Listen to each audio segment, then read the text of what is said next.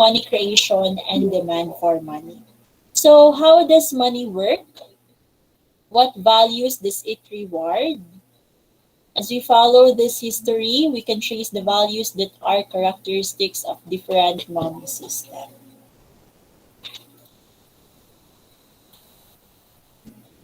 Okay, so it evolved from barter. So as what I've said yesterday, more or less, murag review ni siya diri nga type, diri nga part.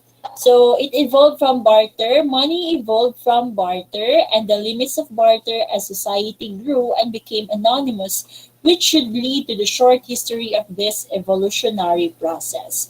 So from the start, we had barter. And because of that limitations of barter, then that was the reason why we evolved into using currencies. So as we remember, or as we've discussed yesterday, the first currencies were not yet in the form of coins, but in the form still of commodities, which were used, the ones that is usually used, no, in general.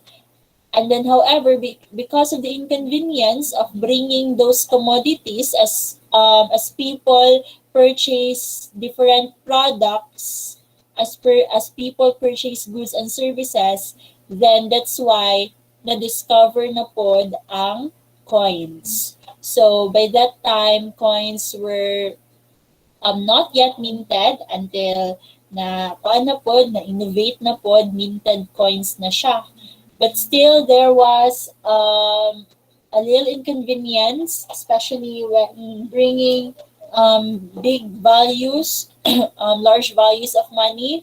So it becomes inconvenient na. So that's why ning evolved na pod ta into paper money. So, unsa ay ang limitation sa barter? First, the two traders must have and should want to trade products or services of equal value because syempre that is an exchange. Now kung mag-exchange ka, remember, if you can notice, like na mag-swap og phone sa black market, di ba? If the value of the phone nga imuhang iswap with another phone, if mas dako ang value sa imong phone kaysa sa imong madawat nga phone, then you would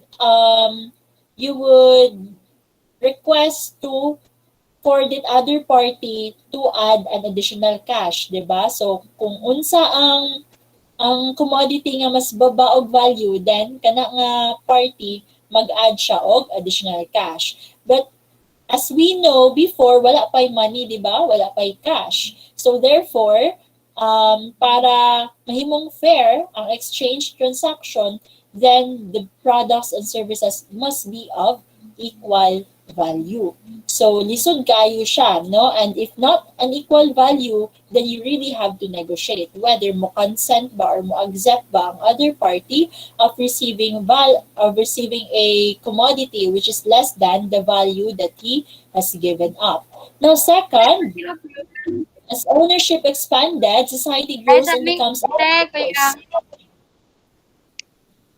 excuse me, murag na ay naka-unmute. Palihog kong mute ha. Thank you. Okay. So second, as ownership expanded, society grows and becomes anonymous. They must both be ready to make the trade at the same time. As the trust of the small group no longer exists, currency and money develop to deal with these two limitations. Okay, so the second reason, aside sa first, lisod makig-negotiate. Second is, the society has grown and became anonymous. So, ning dako ang population, ning daghan ang na-involve into barter, ning daghan ang na-involve into their trading transaction. Now, since diba nagkadaghan ang tao, so tendencies that murag dili na maka-trust ba ang isa ka tawo nga kaning gihatag sa other person is legit, authentic, ana, because syempre lahi ng mga tao, like siguro kanang due to the increase na siguro in the population, unlike siguro before nga ang ilang ka-exchange lang kay mga silingan, relatives kay ila, but there came a time nga expand na ang society in which lahi-lahi na nga tawo ang ilang ma-encounter. So, lisod kayo establish ang trust, no? Sa lisod kayo establish ang trust sa commodity or sa goods nga imong madawat in return sa imong ihatag na commodity. Now, currency came into use first. It was a simple extension of barter. Commodity was chosen that could be divided into pieces and held for trading at a later date. So, katulad po niya akong giingon nga na anay currency, however, commodity pang ilang gigamit, no, as a medium of currency. Now, that's why it is called a simple extension of barter, because if you're going to look at its nature, barter naman gyapon siya because it still involves exchange of goods or commodities. But ang nakalahi lang jud is that this commodity is now treated as their currency. Now, again, there was difficulty in the storage and pag-carry atong mga currency nila, which are commodities, and some also, or many, deteriorated over time. So that's why lisod ang pag-store, because imagine, pareha atong giingon ako before that, diba, money serves as a store of value. Pwede nimo ma-save ang money, magka-interest pa. Let's say, for example, kung imong i-invest, no? Mudako pa ang value. Unlike kung commodity, magkadugay, no? Magka-deteriorate, 'di ba? Even a simple property kanang mga like mga gamit sa balay, for example, magkadugay, magka-deteriorate, mataya, or kung food na siya, madaot, 'di ba? Unless na lang, unlike na lang sa kanang land, nga magkadako ang value, pero I don't think so if before naaba na before kanang gi-recognize nila ang increasing of the value of the land. No, so mostly jud sa mga properties deteriorates. 'Di ba, even today in our assets or in our property, 'di ba? Everything ang tanang properties nato, long-term properties, we assign accumulated depreciation. The only property that does not depreciate is the land. So meaning mostly jud ma-deteriorate. So that's why it's very difficult to store. Now, another major limitation is that its abundance or scarcity of supply. So kulang ang supply sa katong ilahang gi-treat as currency. No, di ba? Para sa ato karon nga ang money gani, that's why one of the necessary attributes of money is that it must be elastic. That whenever the demand of money grows, then the issuing government must also be able to produce more money so that it can meet the demand of money at that time. Now, kung karon money lang, dali ra na siya ma-manufacture, dali ra na siya ma-produce. However, kung sa unang panahon, like kanang mga gamit pa, or sa ba na ilang mga animal skin, mga salt ang ilang ginagamit as medium of exchange, then if ever na scarcity of supply, then lisod siya mag-reproduce og balik. Dili pa man high-tech sa una, di ba? As more trading occurred in a growing economy, there was no rational way to increase or decrease the supply of money. Thus, stable monetary system has to be installed in the society to facilitate exchanges of goods and fuel economic growth. So, mo na day na siya ang money. Okay. So, goldsmithing. Wala pa ba ako nakadiscuss, no? Maglibog ko kaysa akong other class kaya nag-discuss manggod ko. So, feeling na ako murag mabalik na. But anyway, I think wala pa ako nakadiscuss sa inyo ha. But goldsmithing, and sa may naaning goldsmithing. Modern money developed from the trade of goldsmithing at the end of the Middle Ages. At that time, people began storing their excess gold and silver with a local goldsmith or modern day banker or gem dealer for safekeeping. Okay, so makarelate ani karon. So, meaning, kanina yung banking or pwede po pawn shop sa ato nowadays na exist na ni siya a long time ago. Pero unsa pa'y pamaagi sa una, and then how did it came into existence. Kanang bank karon, kanang concept sa bank nato, kanang concept sa ato ang mga pawn shop. How did it came into existence? So it's like before, di ba, na yung mga golds and silvers are also used as kanang commodities as a means of payment. However, there came a time when people now find it very inconvenient to always carry this gold and silver wherever they go.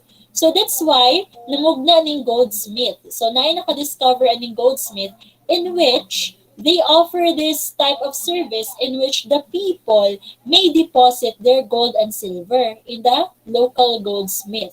So ang mahitabo is that let's say kung ikaw na kay gold, syempre, daghan kay, for example, daghan kay ka gold, and then, syempre, lisod ka na siya dalon. So, ilahang i-deposit sa goldsmith, and in return, kaning goldsmith, tagaan kanila og receipt.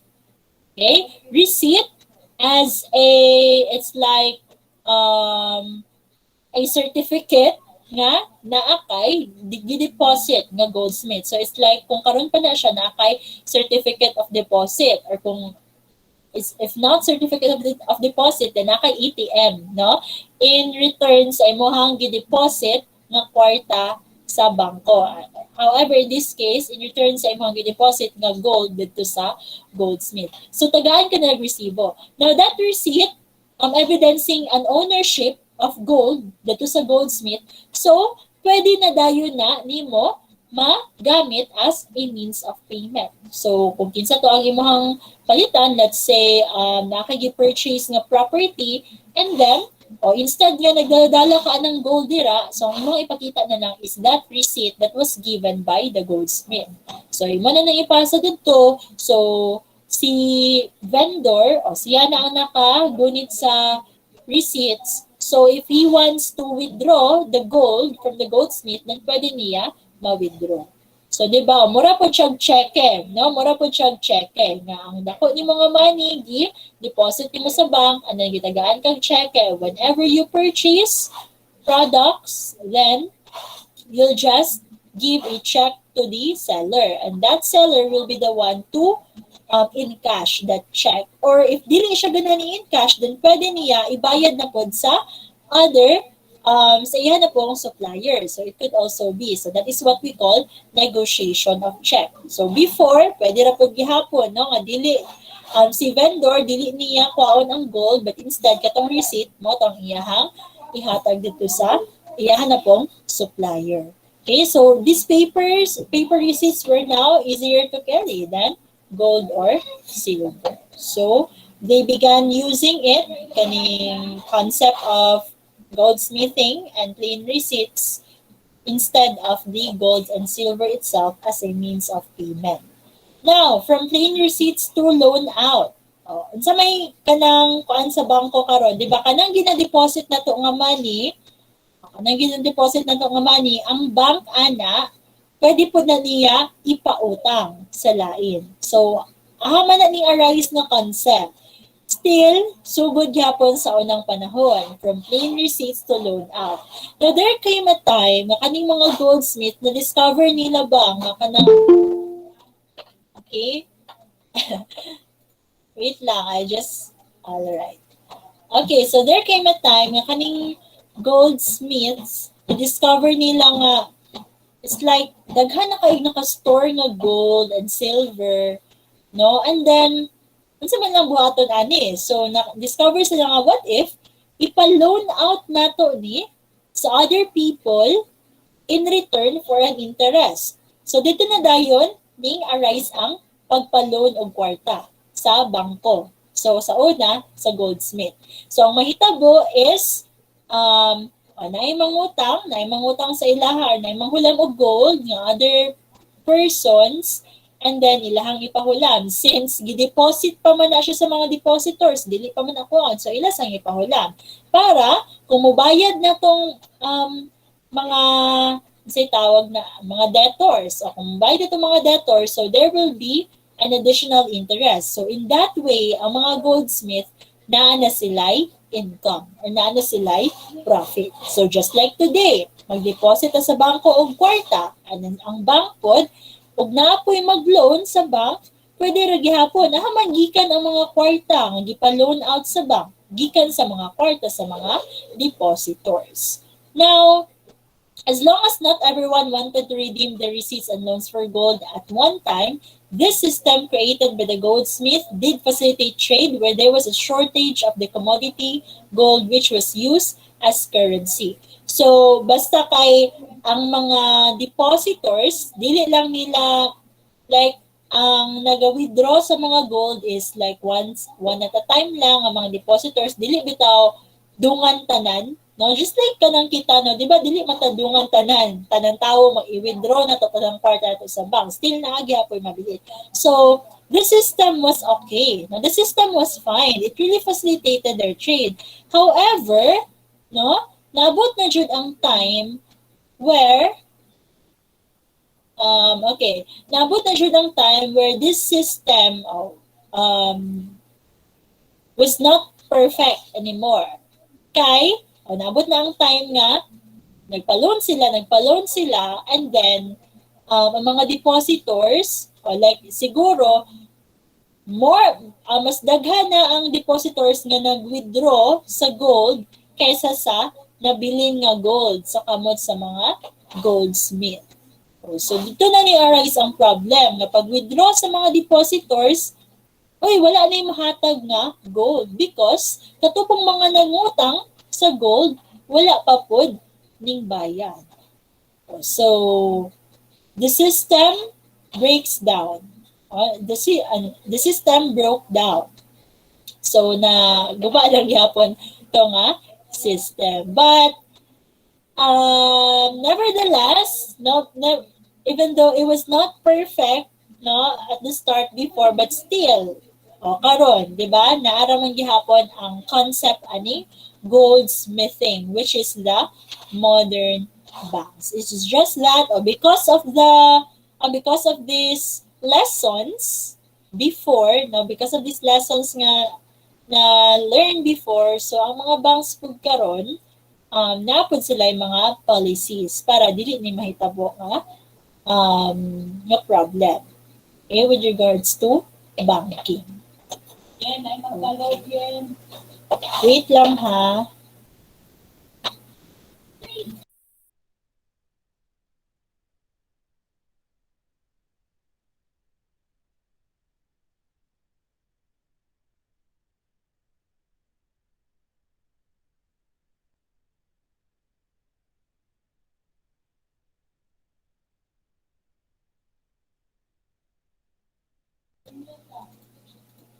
Okay. So, di ba, still na lang gihapon ang concept katong sa goldsmithing before in the form of banks karon or even pawn shops. Now, mas kuan ang pawn shop, mas pare-pareho siya sa goldsmithing because gold ang gina-deposit. Unlike sa bank, cash ang gina-deposit. Now, as what I've said, even though dili perfect ni nga system before, still it was used even up to today, no? And it is actually very helpful, no, in facilitating trade even up to now. But of course, due to the lessons that they learned before, sa nani policies ang bank pod para dili na to ma-encounter na type of problem. And that is what we call the fractional reserve banking. So what is fractional reserve banking? This refers to a banking system in which the banks only hold a fraction of the money from their clients' deposit as reserves. This process essentially creates money and thus increases money supply.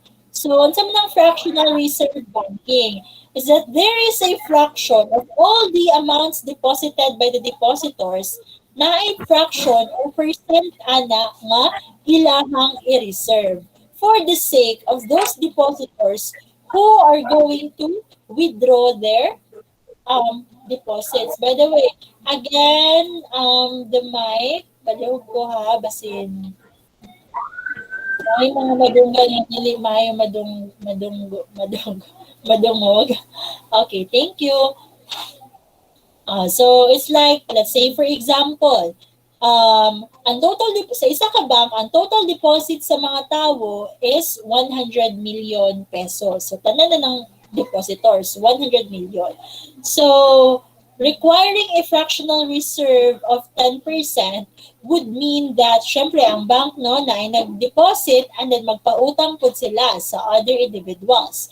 Now, when we say na ay 10% na fractional reserve, so that means out of the 100 million, 10% dili na nila ipautang. So meaning, they can only lend to the debtors for an amount of 90 million. Kaya ang 10 million, i-reserve na nila. Kaya aron, pag ang mga depositors mag-withdraw, then they will have enough cash for those depositors to withdraw. No? So, fractional reserve banking, unlike before, siguro, ang problem before was that there was no limitation, no? Wala nila na, wala nila na foresee, although na foresee nila nga dili kanang dili mandungan ang mga depositors nga mag-withdraw, pero there came a time siguro nga nagkadaghan ng mga nag-withdraw and then they were not anymore able to give them the gold nga ilahang i-withdraw.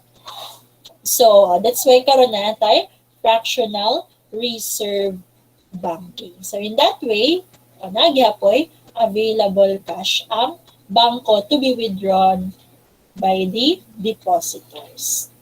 Okay, so religious side trip of money. So this only talk about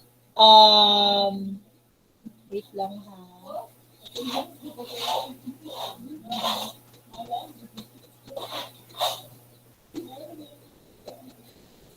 Wait lang ha.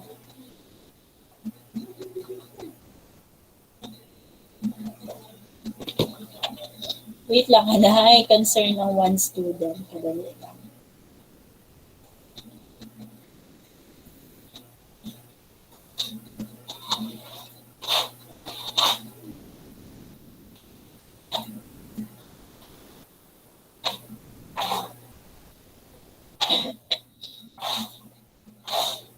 Okay, so this only talk about the time that even on the days no katong mga times nga katong mga time ni Jesus manalo gyapon ning magpautang, magpa-interest, no? And then that time accordingly Catholics were not allowed to charge interest. So the Jews found this way of lending gold and money with interest. So just a little story about the religious side trip of money in which ang kaning mga concept sa money, ang mga pagpautang is nahitabo gyapon even during this period.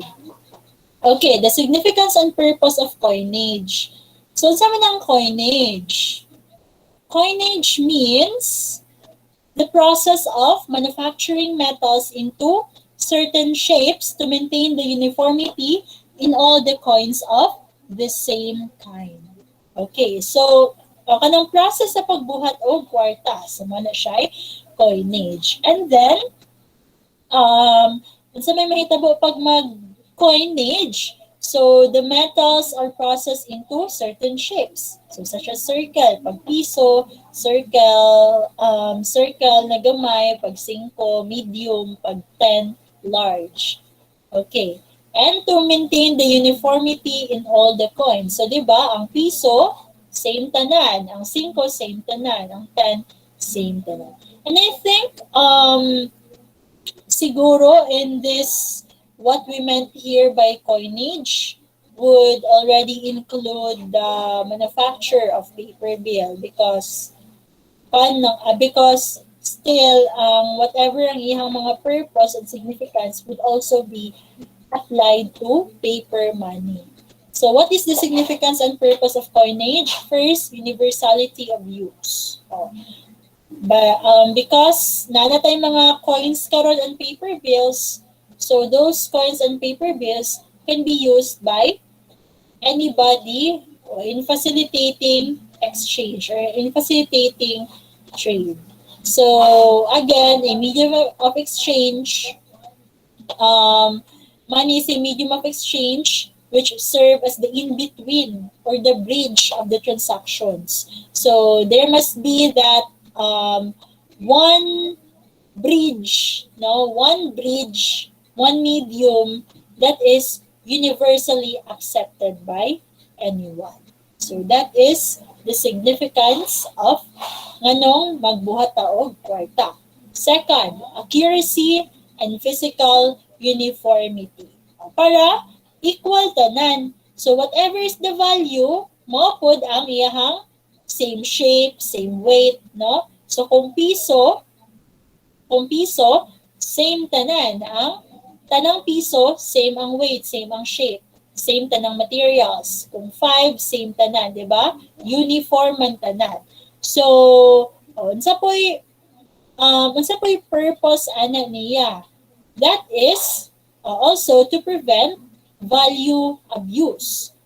Okay? And by the way, ano po siyang kinahanglang uniform kay aron even ang iyang intrinsic value ba kay uniform gihapon. So, what if 10 pesos and then kung walay kaning coinage nga katong formal process of making coins, so kuan lang, ana-ana lag circle, estimate lang. So, di ba na ay tendency nga, mas dako ang isa ka coin, mas gamay ang isa ka coin.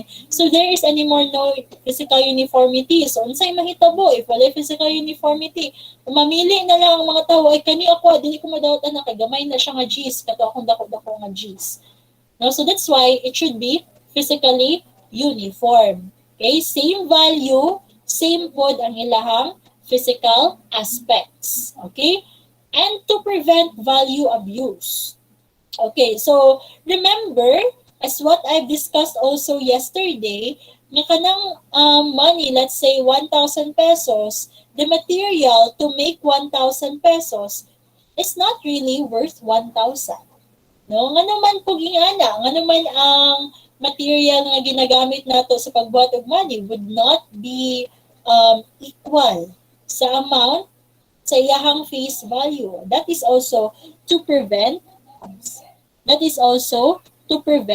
value abuse. Because if that were so, pareha itong mention ako kagahapon, no, nga ang 1 peso to make 1 peso, the it's like the cost of the materials is, let's say, 2 pesos. So ang buhaton sa mga sa uban is that let's say ilahang lanayon ang piso. They will form it into another product so that they can sell it at more than 1 peso. So in that way, nakaginansya sila. So dili jud maayo nga ang amount sa material in making money is kanang expensive.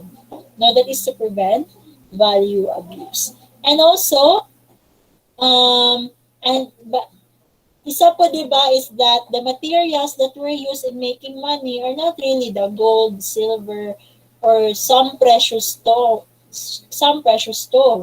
So, sa ito yung gamit sa paper money, abaka and cotton. Okay, so dili po pwede nga ang atong himuon as money, ang piso is diamond, which is really more than the face value of money. So, kung ang piso worth of diamond, then para kadaka sa piso, so dili na lang nimo gamiton ang piso. Ang tendency, imo na lang nang i-form into, let's say, buhat kag sing-sing or magbuhat ka og pendant sa kwintas. And then in that way, mabaligya pa nimo siya thousands of pesos, di ba? So, that's why pod, nga dili pod, nga na nga mga dagko ang value sa materials nga ginagamit in making money.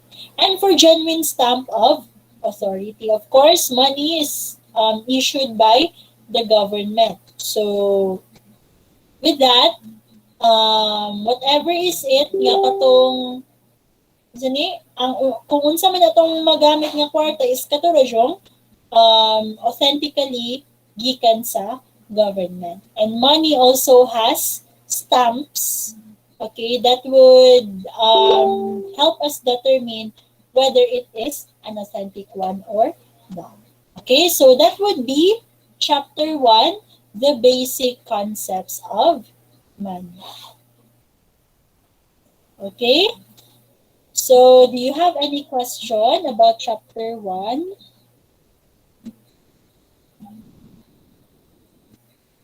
Wala may question? So, I hope naka-answer na pod mo no sa to ang chapter 1. Although the deadline is still next week, but it is much better to answer it as early as now. Kay aron, dili na mo kinahanglan magbalik og basa. Kay kung mag-discuss na ta sa next chapter na pod, then what if makalimot na pod mo ani. So, much better if as early as now. And much better pa jud kung before pa ang discussion is nag-answer na no. Okay, bala kung wala pag i-submit dito sa Google Form, gisulat lang sa so that makabasa in advance. Kaya aron yung discussion, mas makarelate, mas ma-retain ang ang discussion. Okay, mas masanda. Okay. Wait lang ha.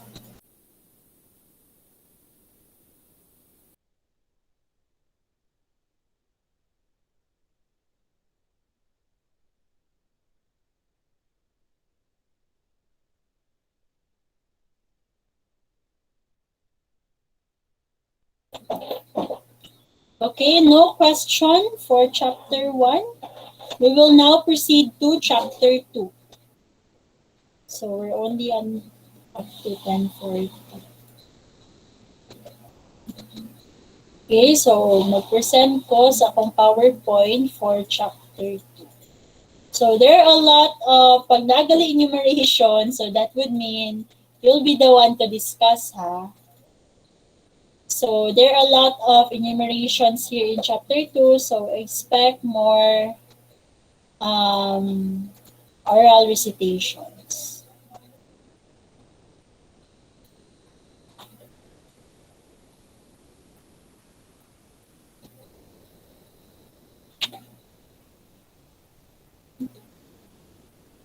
Hello, are you still there? Yes, ma'am. Okay, thank you. Yes, ma'am. Do you have class at 10:40? Just asking lang ha. I don't have any plans to extend. Sama TV. Hala, may quiz! Dayon! Kang sermon, ma'am. Sermon, ma'am. Yes. 10 months. Well, recommend that. So please take that subject seriously ha because sa iyang gingon, is that a major or not? But whatever it is, Major daw, ma'am. major daw, di ba? So the topics will be included in the board exam. Okay. But of course, no, dili lang pud ta up to board exam ato ang goal, but lifelong learning. Lifelong learning. Kay aron, dili po nato siya malimtan. It's, mura magud siya, like for me, I believe nga kung unsa ra bitaw imong giset nga goal kay murag pag mahuman na kay murag makalimot na pud ka, it's like maingon ka nga study, ang ako pag-study ani is para sa exam. So iniguman bitaw sa exam, I feel like okay, move on. Human ang exam. Kalimot na ko. But if your goal is I'll study kay para maka-learn jud ko ani no or kanang mas layo ang imuhang kuan ba, ang imuhang pananaw bitaw for your purpose. So dili pud nimo siya makalimtan dayon after the examination.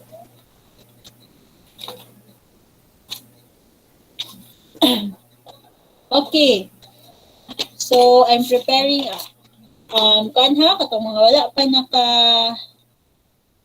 participate, please do participate.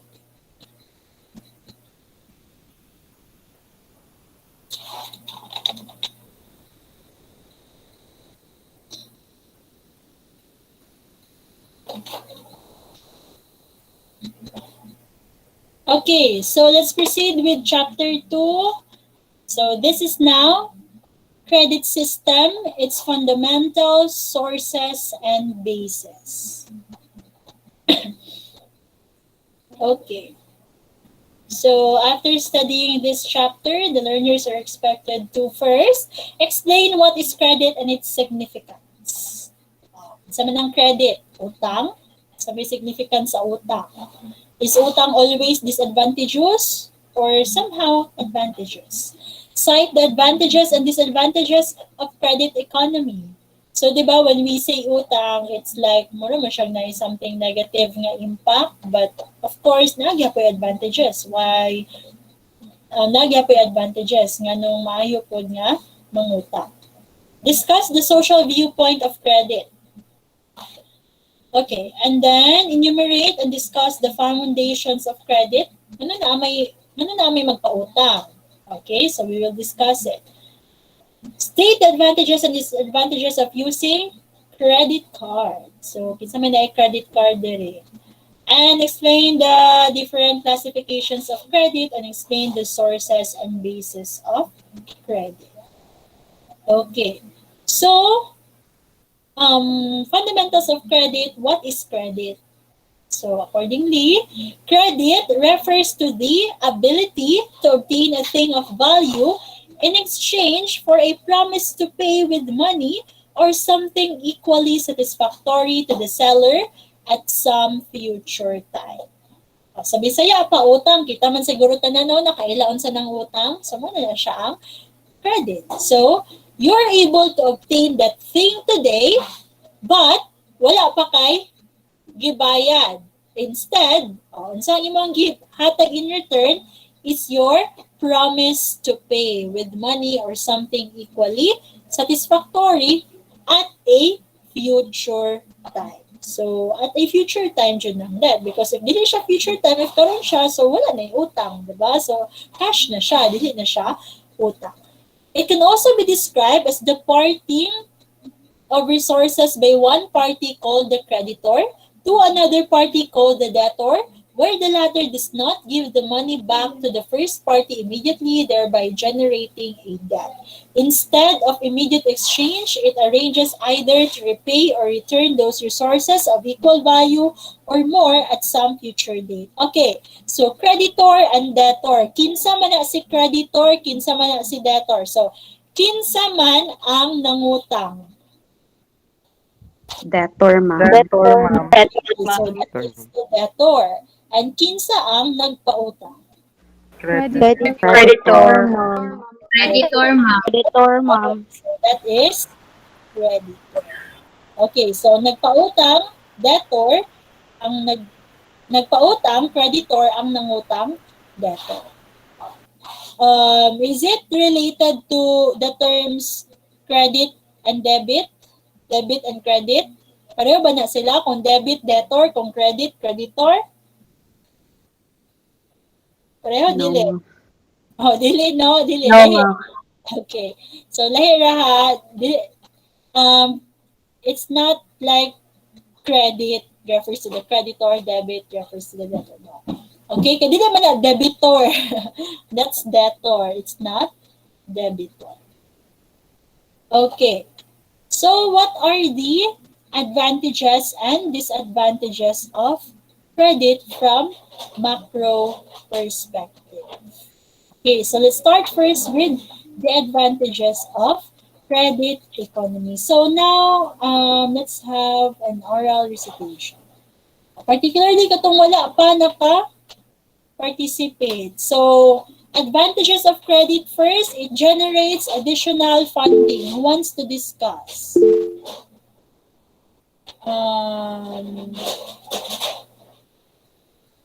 Why is it nga wala? Okay, so let's have Miss Fernando. One of the advantages of credit economy, it generates additional funding. So credit allows business firms to acquire cash loans by using their existing assets like machines or buildings as security instead of selling a part of their physical property to obtain money. So, for example of this, ma'am, maglo-loan ka sa bangko as additional fund for your business. So, naglo-loan ka, ma'am, to add funds to improve your business. So, this is one of the advantages kasi kung ang business nimo is for long term, since you generate income, you will have the time, or you still have the time to pay to the bank. Okay, thank you, Ms. Fernando. No, so additional funding, most especially for use in the business venture, no? Kung gusto ka mag-business and then kulang ang imong capital, now you can always resort to to loan, no? To credit. So pwede ka mangutang to generate additional funding. So maka-generate ka of additional funding without giving up your existing properties. Because, di ba, one way to also have an additional funds is to sell your properties.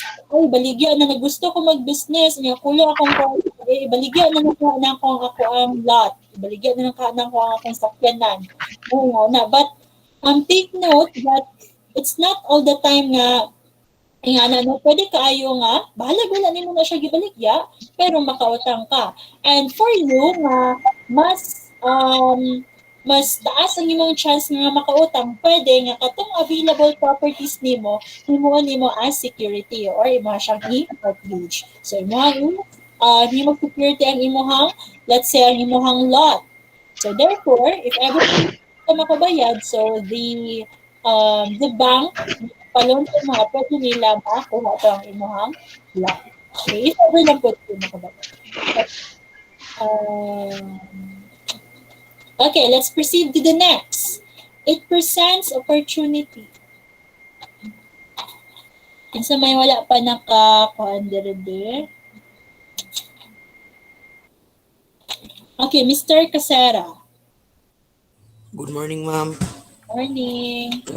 8% opportunity, ma'am, because credit gives chance to dynamic and enterprising men to capitalize the opportunity to put up their enterprises through credit. So it is an advantage, ma'am, to the firm kung mangutang ka, ma'am, kay mahimo ni siyang opportunity nga if imuhang capital is kulang, if ang imong business na siya kulang money or asset baka nga paliton, so mahimo ning credit, mahimo ning opportunity to put up or imong matakpan ang kulang sa imong business, ma'am, og mapadayon nimo siya hangtod sa imong lifetime, ma'am. That's all, ma'am. Thank you, Mr. Casera. So now it presents opportunity para madungagan ang katong, let's say, again, gihapon, murag same lang gihapon siya effect, no, sa first one. So ang first one, ang kaning second, it presents opportunity, it is like the effect of the first one. So if you can generate additional funding, then that would give you an opportunity. So opportunity to put up your business. So, say for example, si Casera, si Mr. Sunny Earl, kay he's very good, no, in managing a business. However, ang business na iyang ganahan, kulang man iyang capital. So let's say the capital is 200,000 but he only has 150,000 in his hand. So would Mr. Sunny Earl now give up his dream of putting up that business? So if walay credit, then pwede niya na mag-give up. But because of this credit, it presents now an opportunity for Sunny to put up his own business. Okay.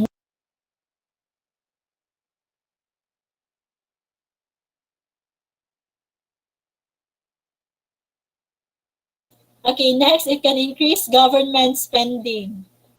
May nag-reassure na mo? Sige, Kay Binasahan. Okay, it can increase government spending. It allows the state to undertake deficit spending. Rational and timely government projects or programs can be funded through bonds or loans like the present Build program by the Philippine government. So for the government, it is an advantage nga naay credit kay pwede siya nga gamay ilang magasto kay pwede sila makabuhat og mga projects, mga programs nga magamit og bonds and loans, and ang ilahang goal nga makabuhat og mga projects and programs kay mabuhat tungod kay pwede man sila maka-use og credit, ma'am. Okay, thank you, Miss Kay. So just like in a good, no? Just like kanang mga businessman, pero kaganiha kung kulang imong kwarta, gusto ka mag-put up of business, maka-put up ka. So same case also with the government. Since the government has a lot of projects, and then let's say for example, kulang ang budget para karon, let's say kulang ang budget pero nasa expected nga receivable. So ilan na una-unaon nga na maghapon ta expected receivable, no? So mangutang na lang sa ta karon para as early as now mabuhat na to nga to ang project. So such as the build project, in which is a project nga kanang nag-focus siya sa infrastructure. So even though again ang government is wala enough budget or like enough cash to finance its project, so pwede ra gihapon niya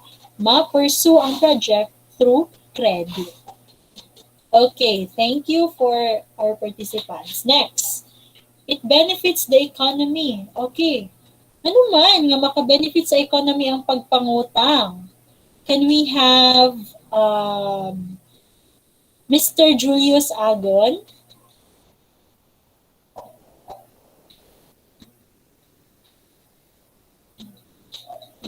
Sige.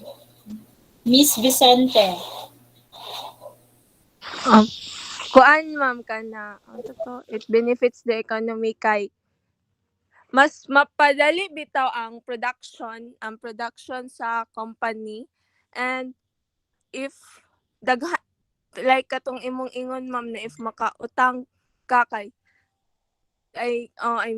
tapos ang di ba kay daghan mang naamang kay makautang ka daghan ka kuan, so og naay mga kulang or something mga kuan kay mas dali ra nimo makuan imong mga employees balik, mas ma-productive sila kay naay ding mga kulang, makakuan din sila, makaproduce sila some like sana kanang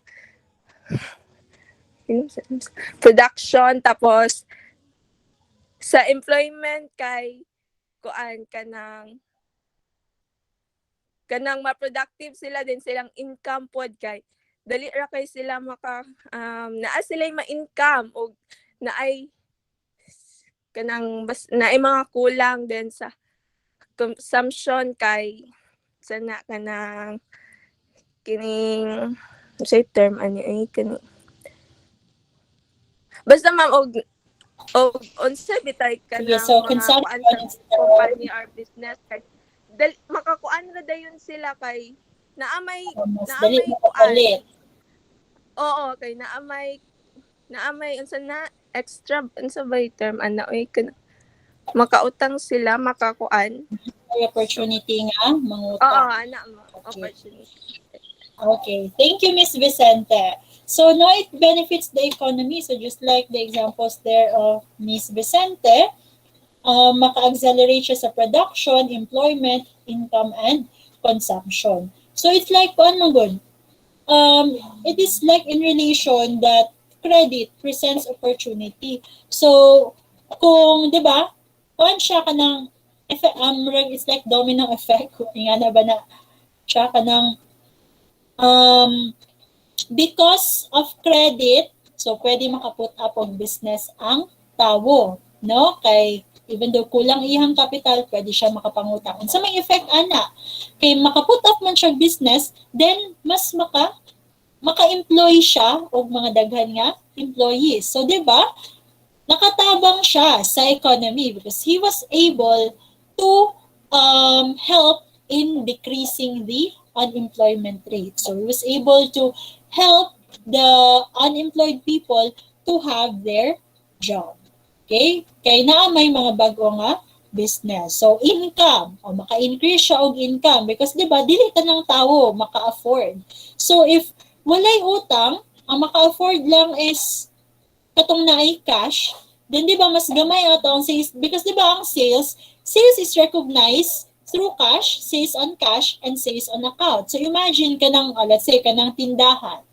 O 'di ba? The more nga magpautang ka, okay? The more nga mas daghan ang mo purchase sa imuha. Kay kung dili ka magpautang, then ang imuhang sales lang would only involve katong cash lang. So kato lang na ability mo bayad agad-agad. So however, if magpautang ka, so daghan ang mo purchase sa imong product. So 'di ba, mas mo increase ang imong sales. So that is an additional income on your part. And because naka-additional income, so it would help increase the economy. On consumption po. So on the part po niya of the buyer, even though wala enough kwarta to purchase that product today, so makapalit ng gihapon ka because of credit. So it has generally a great impact in our economy.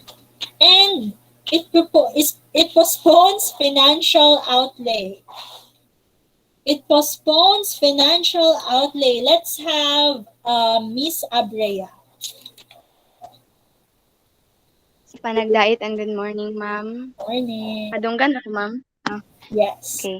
So, one of the advantages of credit economy is that it postpones financial outlay. So, financial outlay, in the other terms, it postpones spending of money. So, it permits low-income consumers to enjoy the consumption of goods and services sooner, like house and lots, cars, appliances, and other consumer products. So, daghan man gyud dari sa Pilipinas, diba? The Philippines is a developing country or a third world country. So, daghan gyud dari sa tuwa ang dili kayo dato og dili kay kwartahan na mga low income earners.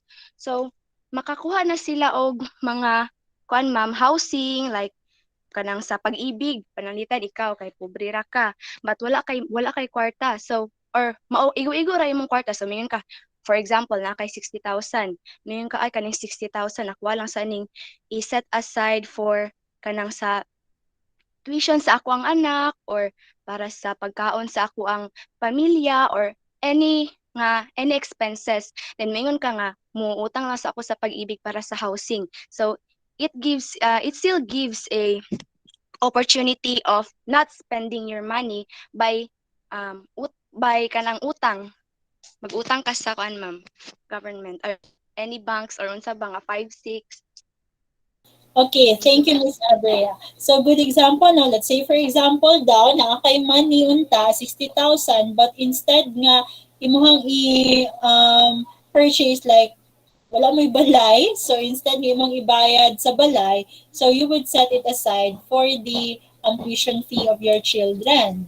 No? And then, in that way po, since through credit, it can postpone financial outlay. So, whatever yung available ni mga kwarta, mas mas ma-allocate nimo siya sa mga urgent needs nimo. And then for those nga pwede ra for those nga other needs nga kinahanglan pud nimo, pwede nimo ma-postpone ang iyang financial outlay. Pareha ng balay, di ba? If igo-igo ra jud ka, no, di ba? Ang balay especially karon mahal na kaayo, no? Kung gusto siya katong concrete, almost 1 million na accordingly daw ang cost sa balay. So, if nga na ang cost niya, igo-igo lang ka, so therefore, you will have no opportunity to have that kind of house that you want. But because of credit, pareha ng mga subdivision karon, it gives opportunity to people. Nga, even though wala pa sila nga lump sum na amount karon, pwede ra gyapon nila ma-enjoy ang having or owning a house and lot, no? Bahalag ang payment niya is installment lang or at a later date lang bayaran. Okay, so that's a very good advantages of a credit economy. So kung walay credit, limited lang jud kaayo ang ato ang mga liho karon, limited kaayo ang ato ang mga ma-purchase, limited lang kaayo ang mga businesses. Now, if there is an advantage, of course, there is also a disadvantage. So, what are the disadvantages of a credit economy? So, let's start with credit may lead to inflation. Who wants to answer this? Who wants to discuss? Let's have, wait lang. Okay. So let's have Miss Carator. Good morning, ma'am. Morning. So, one of the disadvantage of a credit economy is that credit may lead to inflation. So, heavy borrowings by the government may likely lead into inflation. So, it requires competent and dedicated monetary authority. So, for example, ani siya, ma'am, is kana bitong gasigi na lag-utang dira sa government. So, ang buhaton ana nila kay ilahang patasan ang supply sa demand. Like, mahal na kaayo ang mga goods and services, mutaas ang taxes para makabawi bitaw sila, ma'am, makabalik sila og pondo sa savings, ma'am. Okay, so good example, no? Ang government, it may lead to inflation. Why? Because of the opportunity of credit, so ang government, di ba, it can increase government spending. So sa disadvantage, ana, advantage na maka-increase ang government spending, but the disadvantage is the effect of that increase in government spending. Kay, according to Ms. Carator, mangutang ang government, so, para makabawi sila, so they would increase taxes. They would increase the taxes. So, in that way, kung mo-increase ang taxes, mumahal na pod ang mga pamaliton. Mumahal na ang mga selling price and market value sa mga commodities. So, kung mumahal, and then, that would now lead to inflation. So, kinsa na pod ang naapektuhan. So, katulad po ang mga buyers. Okay, so, mas mahal na hinoon pod ang ilahang magasto. Bis unta before, mabarato ra unta to, so, karon mahal na. Okay, how about it can lead to wastage of resources? Let's have Kuan. I'm calling someone first katong wala pa nakakana. Saison. Ma'am, doon ka na.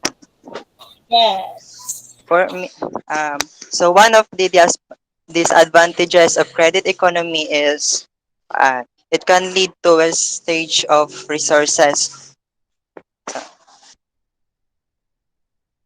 So, borrowing by the government may result to extravagance and efficiency. So it means that nasubraan bito ka gamit, maimbis na gamiton nimo siya for resources para na kay madawatan nga economic benefits in the future, pero imo siyang gigamit, either be imo siyang gigamit for own, tapos gikurap ba nimo ang ana, ma'am. So, and also this has been noted by development economies on their credit performance on the developing countries, ma'am. Ma'am. Okay, thank you, Mr. Cyril. So, it can lead to wastage of resources because of that ability to obtain credit. So, mas kuan na hinoon no, it's like we will live more than what we can afford, no? May nga na siya pag na-credit kay ang example diri is sa government, but this can also apply even in our individual situation, no? Nga the more nga na ay ability nga makautang, the more na opportunity makautang, mahimutang kuan kanang okay, sige kuha ko, utang ko kay dili pa bitaw na bayaran karon. So ang tendency is that even though kato mga dili unta nimo need kay mopalit na lang ka kay dili pa bitaw bayaran karon, no? So dili kayo nimo need nya kay na purchase na nimo, then you realize that dili day jud siya magamit jud. So there will be wastage of resources. Okay, kay katulad because of utang, sige, utang ta.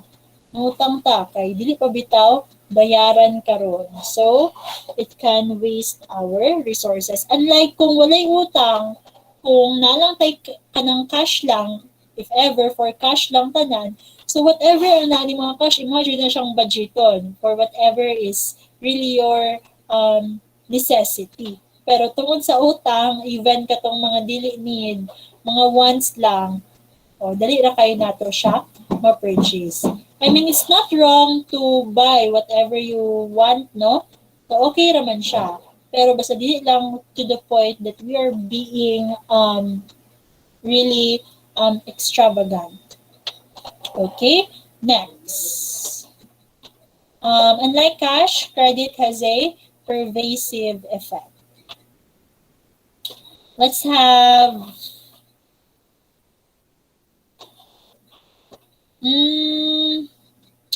so may wala pa naka-kaan dito.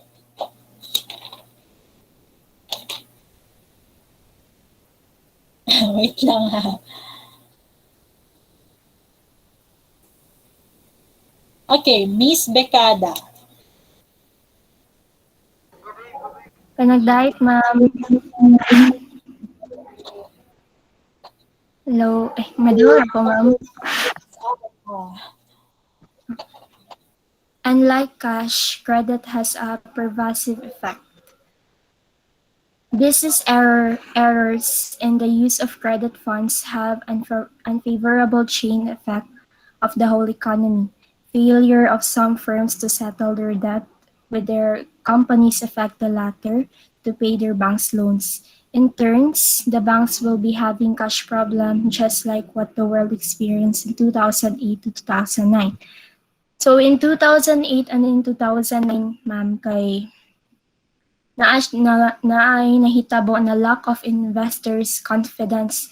Kumbaga naay krisis nahitabo tungod sa pagkawala sa confidence sa mga investors na mo invest sa isa ka company. Parehas ng, for example, ma'am, ang isa ka company kay nalubog na sa utang, daghan kayog mga bad feedbacks tungod silang credits na wala nila nabayaran.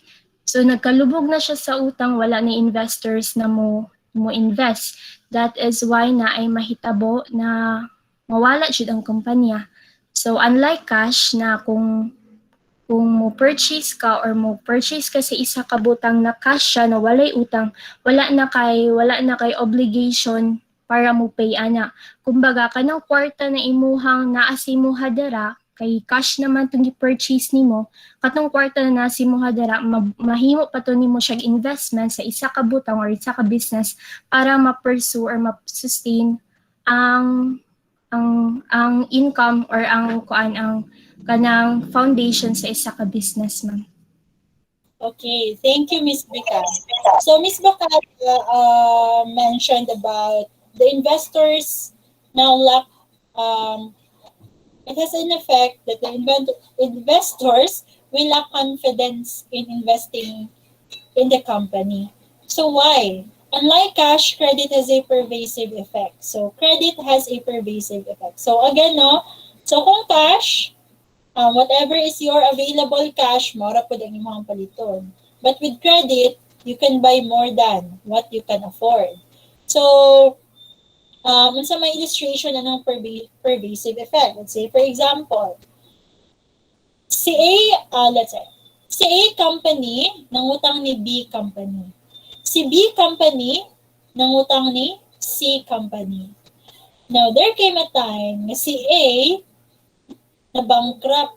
So, kaya na-bankrupt si A, it was not able to pay B company. So, because A was not able to pay B, and A is a very large debtor, or sabay tawag, major debtor ni B company. So, na-bankrupt si A company. So, si B, dili na siya mabayaran sa iyang dako kayong receivable. So, the effect, dili na po, wala na po enough cash si B, na bankrupt na po si B. Nya kay si B na pa man siya utang dito ni C company, so di na po siya makabayad ni C, then na bankrupt na po si C. So, unsa na po yung mahitabuan na? Mga bankrupt na ang mga business, no? Unsa effect ana sa mga investors? Because these businesses are now in bankrupt, why would um we still invest in this business nga mga bankrupt naman din ni tanan? Well, for the existing investors, wala na say mabuhat, kina-bankrupt na. But for the potential investors, mawala ng ilang confidence to invest in a business. Kung mawala na ilang confidence to invest in a business, then wala na a business. Kung wala na a business, then who will provide for the goods and services that the people need? So, di ba wala na? Even the government cannot accommodate all the people. So that's why we have businesses in order to help the government pod na ma-accommodate ang mga tao in all their needs, in all their necessities. So, di ba, there is a chain effect. No? That is the effect of credit. So that's why if mangutang jud, you should know how to manage your credit. Okay, let's proceed. It can burden the next generation. Let's have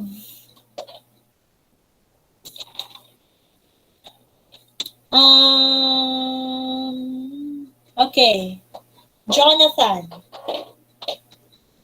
Ruiz. Okay.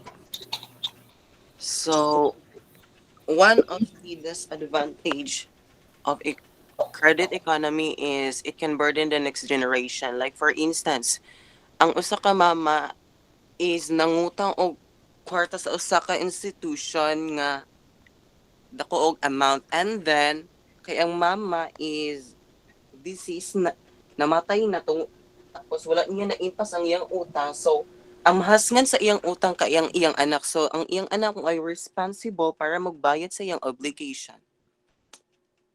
That's all. Thank you, Jonathan. So, I can burden the next generation. Nangutang ang mama, and then because,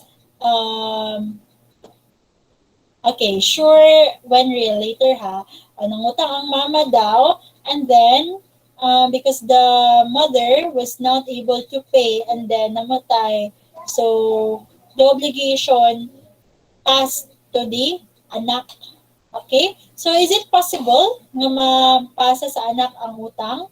No? Accordingly, whenever ang parent is naiutang and then mamatay, ang mapasa sa anak is only up to the extent of the amount inherited by the anak. So, let's say for example, ang property sa parent is 50,000 and then siya isa ka anak. Ang property is 50,000. Ang utang is 60,000. So, di ba, mas dako ang utang kaysa sa property. Now, namatay man ang parent. So, hama pa doon ang 50,000. Di ba? Supposedly, mapamana siya sa anak. Ang 50,000 nga property. But because na may utang ang parents, so therefore, dili makuha sa anak ang inheritance nga 50,000. Now question, aside sa 50,000 lang ang gi-inherit sa anak, no, kuan ba ang whole 60,000 ba ang makollect? Let's say ang bangko ang whole 60,000 ba ang makollect niya? Then the answer is no, because again, dili pwede nga ma-burden ang anak sa whole amount when in fact ang iyaharang na inherit from the parent is only 50,000. So, syempre, it would be unfair kung iyang na-inherit nga asset is 50,000, pero ang ma-inherit po niya nga liability is 60,000. So, it would be unfair on the part of the heir. So, in that case, only up to the extent of the amount of inheritance. Now, Mr. Asilom, can you add something? As you requested, what is your additional inputs with regards to this advantage? Asilo. Katungkuan ay panagdait, ma'am. Okay, panagdait. One of the example, ma'am. Okay, One sige. of the example, ma'am, sa kaning it can burden the next generation, ma'am, is is kato bitong nag borrow sa World Bank ang Philippines, ma'am, og I think trillion man or billion for para i-allocate sa karon nga pandemic, ma'am. And then it said to that article that mabayaran daw to siya nga karong 2045 pa daw to siya mabayaran tungod sa kadako. So ang mag-suffer ato, ma'am, is ang mga taxpayer. Ang taxpayer kay kita biya ang taxpayer, ma'am. So naay possibility, ma'am, nga ipa-increase nila ang mga tax sa mga tao para kay ang katong tax mamatoy ibayad sa kuan, ma'am, o sa credit sa atong country sa laing country, ma'am. That's all, ma'am. Thank you. Okay, thank you, Mr. Asilom. So, ang example po niya is in general jud, no, sa generation. So, because of this pandemic, no, nakautang ta because we don't have enough budget to sustain whatever is the needs of the people, whatever is the needs of the Filipino citizens. So, nangutang para sa mga mga PPEs, mga for swab test, and even for vaccine. So, kinsa man ang ma-burden ana kay nangutang ta, so kinsa ma-burden ana since mabayaran pa siya in the year 2025. So, katong next generation o sa ilahang generation makapak ang utang. So, kung sa imagine kung sa imong generation makapak ang utang, then sa may effect ana since ang available nga cash is pambayad og utang, then saan naman pag-develop sa isa ka country, no, nga napuno na mag-utang, kinahanglan pang bayaran. And even at the time of Marcos, we still have a huge amount of debt sa World Bank. Nagikan pa sa time ni Marcos. So imagine that was on 1970s to 1980s pa to siya. And until now, it's already 2021 and that debt was not yet fully paid. So kinsa man na magbayad ana? Our generation. Okay? So that is the disadvantage of credit economy. And we have the last one, it can reduce spending. Hoy, kaganiha, it can increase spending. Karon it can reduce spending. What does it mean? Let's have Mr. Javan.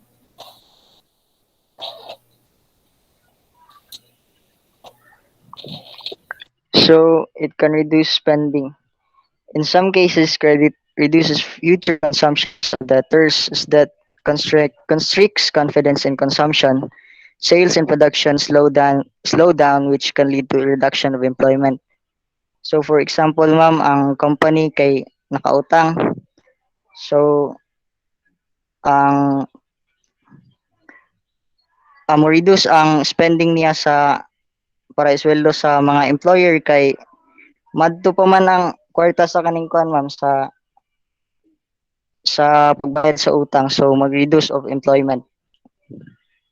Okay, thank you, Mr. Javan. So, as opposed to kaniha, increased government spending, no, but not just in the government, but also in the private individuals as well. So, advantage niya, maka-increase siya og spending. Pero disadvantage po niya, maka-reduce siya og spending. So, nga naman nga, kuan sila, kanang opposite. Because credit can increase spending at the present time. So, at the present time, mas daghan tag mapalit. But how about in the future? So, mo nang gipasabot ani sa disadvantage is in the future. That in the future, ma-reduce ang atong spending. Nga naman, because we're now able to acquire now the things that we want, the things what we need.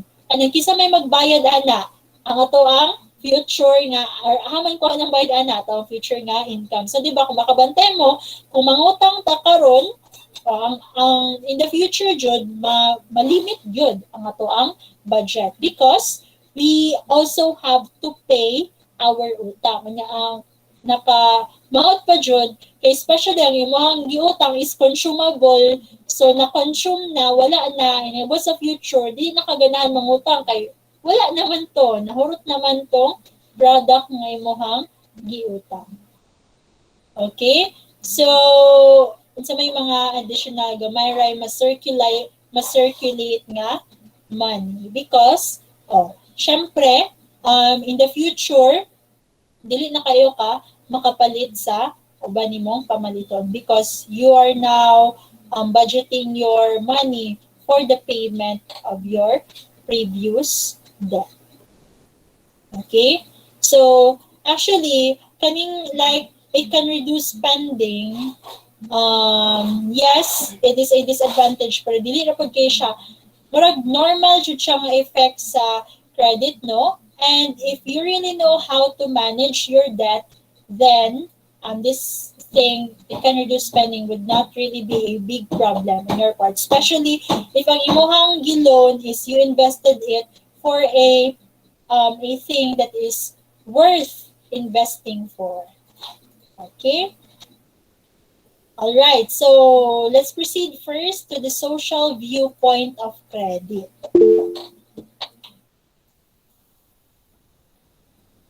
Okay, in addition po din na maabot sa point, magbawas og mga trabahante. As also discussed by Jayvan also kaganihan, no, nga because dili naman capable ang business nga mapasildo pa kay tugod daghan mag-utang kinahanglan pa mo bayad og utang, so dili na capable nga mapasweldo. So unsa may effect, kuanan sila, magtangtang na lang sila og mga trabahante. So very big effect in our economy. Let's go to the social viewpoint of credit. So credit does not exempt even the rich. In fact, it is the rich who use more credit facilities because of their ability to pay and their special personal connections with the officials of the various financial institutions. So, di ba sometimes we think na ang dubog sa utang kay katong mga unfortunate people. But it's not. Because usually gani, ang mas daghan ng utang kay katong mga rich people, it's because ang nagpautang, ang ability pod nato para makautang is based on our ability to pay. So, muna nga, kanang mga banks, if you do not, some, not all maybe, but some, if you do not have something to mortgage, or if wala kay some asset to secure your utang or to make it as a collateral, then dili po ka makautang. So, sa may tendency, so kung kinsa ro to na a property, maro po to ang makautang. So meaning, if you're unfortunate, if unfortunate people won't really have the opportunity to acquire credit.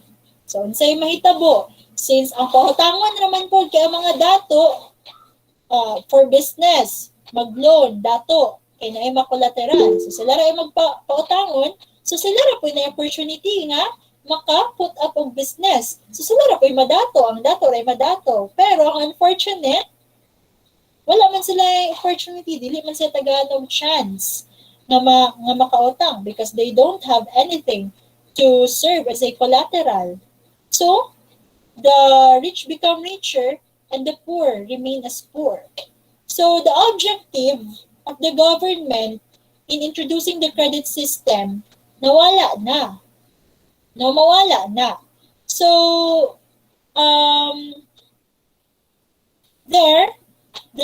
especially in the rural areas and urban slums where conditions are more miserable. Mas dapat gali tagaan ng opportunity, di ba? Ang katong mga walang-wala, sila unta ang dapat extendan og credit for them to have the opportunity, to have the opportunity nga makaput up og business so that in that way, na sila additional income.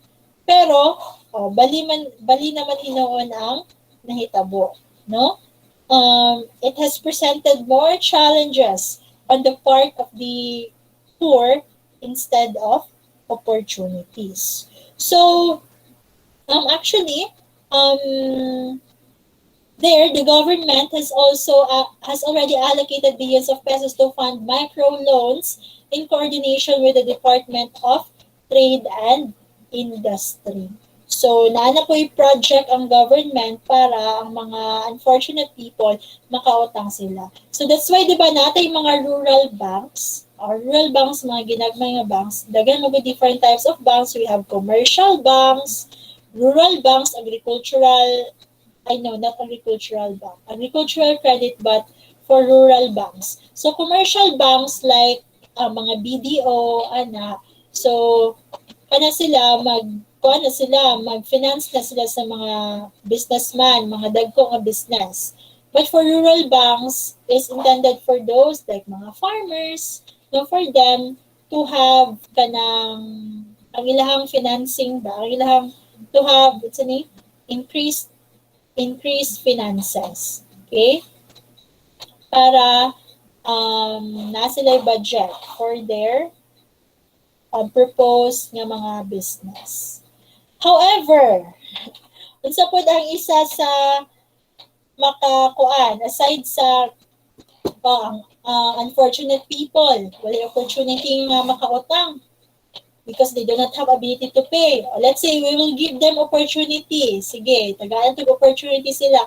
However, they become intimidated again because di ba pag mangutang daghan kayong forms, no, ay pang sulat, thick, mga baga kay nga mga papel. So they become intimidated. Ay, dili ko ano yun sa mani, dili ko kasabot, I don't know. So dili na lang po mangutang.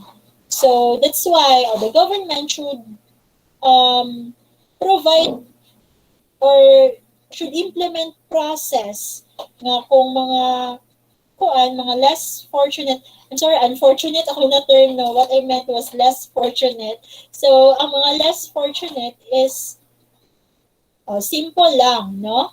Simple lang.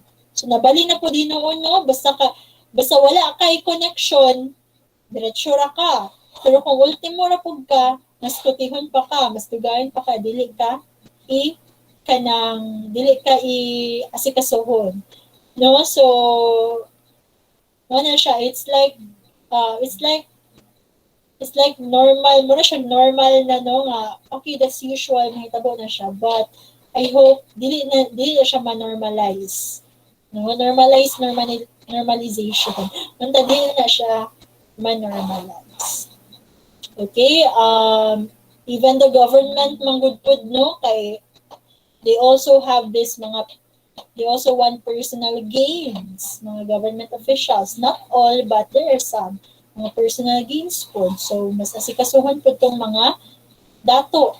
Okay, mo ay maghatag og tips, no? Maghatag sa ilang mga opportunity. Okay, so that's the reality, but I hope kanang manager kanang project, no, that would help these poor individuals to avail credit. And also, dili lang po unta kanang since kuan man, di ba, like usually kanang mga wala na ka mag-eskwela, so mas maayo po ginaay mga seminars about or nasa mo lang mga advisors, no, on how they can manage their money nga giutang. Kay basin po ba because they were not kanang educated about, they were not able to know unsa jud dapat ang saktong paggunit og kwarta. So basin dili ra gyapon nila magamit sa saktong pamaagi, so maayo pud ganay mga advisors nila para matarong o gamit ilang kwarta to also help them progress. Okay? So, let's proceed to foundations of credit. So, what is really the reason? It's like, unsa man diri sinugdanan, unsa may kung wala ni siya, wala ay credit. So, the foundations of credit. Okay, let's have first assistance. Wants to discuss assistance. Ma'am? Ayaw the time. Okay. Sige, kuha na lang. Last na lang ni siya. Ay, mag-quiz Ma'am? no? Ayaw na lang. Mag-quiz day mo. It's already 10:39, so it's okay. We will continue this one by Monday. Taas-taas pa ng credit. So, I hope we can finish chapter 2 na on Monday. Dili pa ta mag-chapter. May concern? Aside sa time na? Troy, do you have any concern? Wala? Wala, Ra? Wala, ma'am. Wala, ma'am. Okay. Sa Katora, time na. Okay, thank you for reminding me about that. So, katulang sa for today is already 10:39. Thank you for attending our meeting. I'll see you next week. And please answer your activities. Goodbye, everyone. God bless on your quiz. Thank you, ma'am. Goodbye. Thank you, ma'am. Thank you, ma'am. Bye. Kapong ka. Thank you, ma'am.